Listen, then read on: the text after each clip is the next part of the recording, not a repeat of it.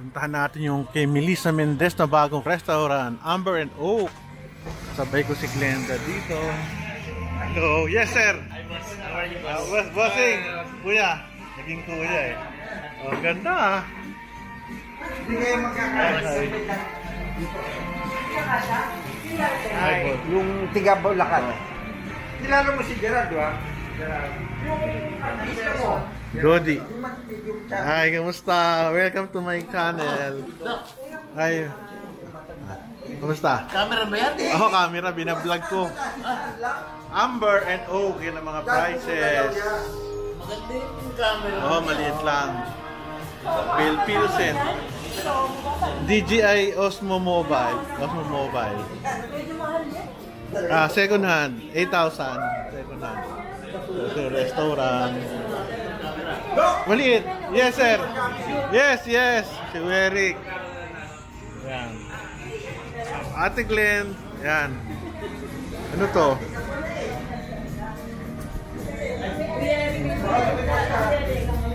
Okay. Ito yung loob. Yes, Ate Melissa. Hello, welcome and congrats sa kanyang bagong restaurant venture, Kuya Eric. At ang aking mga magigiting.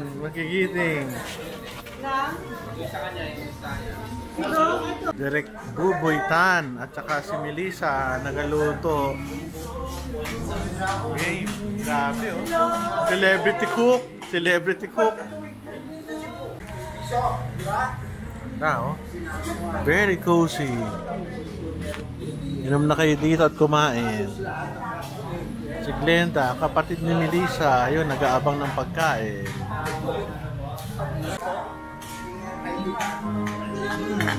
Galing, oh. Mushroom with garlic. Ganun pala yun. Alam nili. Yung ginamit. Ate Melissa. Kami pulot na, dinakdakan, tsaka sisig. Pero ano pala kami, first customers pala, kaya i-improve pa natin yan siguro in the future. Dami namin nakain. Ubus na. Dito na lang tayo sa birthday mo. Sarap ng dynamite. Galing. Red wine. Doon pa kayo. Very good.